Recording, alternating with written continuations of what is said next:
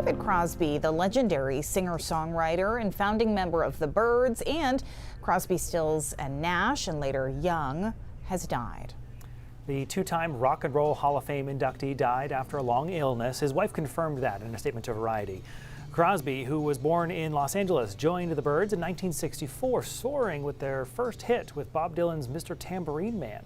Crosby, Stills and Nash, later known as Crosby, Stills, Nash and Young, when they were joined by musician Neil Young.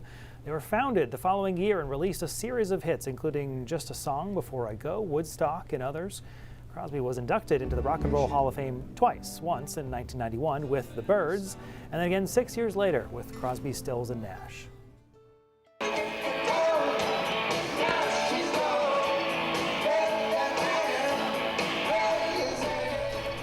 In 1997, David Crosby came to Portland with the other members of CSN, Stephen Stills, and Graham Nash.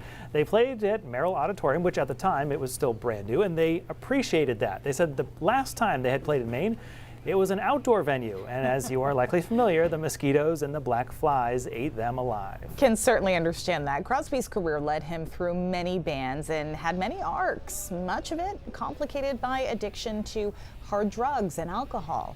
In the 80s, he was arrested for possession of heroin and cocaine and later for drunk driving. He cleaned up his act, though, and Pat Callahan got to speak with him at the Merrill show.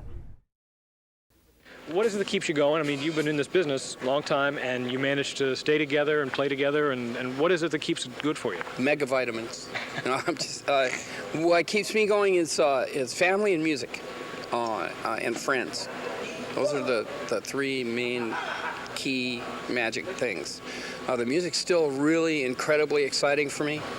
We write new stuff all the time, and we keep working it into the set, and that keeps me, you know, really interested and having a good time. In the 90s, David Crosby got a liver transplant. It was a procedure that was actually paid for by Phil Collins. When Crosby, Stills and Nash came back to Maine in the year 2004, Kathleen Shannon got to ask him how that experience changed his life. You know, the same way that it does for anybody who comes close to dying, I noticed the same thing in guys who came back from Vietnam. You know, if you don't die, every day's Christmas. It makes you value your life so much, and it makes you not want to waste any time. You know, it makes you really concentrate on your family and your music. That's the only two really important things there are. And I asked you guys, you all have children, and you were laughing. You said many children. We have many. Yours, of course, made a lot of press when you had a child with Melissa Etheridge. Two. Tell us about that. Why did you decide to do that? Because there was love there, and I don't really care about the plumbing. I care about the love. I really don't care what sex the partners are. I care is there a lot of love there. That's one way to look at it. It was a very diplomatic choice of words. Thank you. Nice euphemism. AD I care about the love, and there's love there, and those kids, the proof's in the pudding. Those kids are wonderful kids. Crosby also had 4 other children with 4 other women.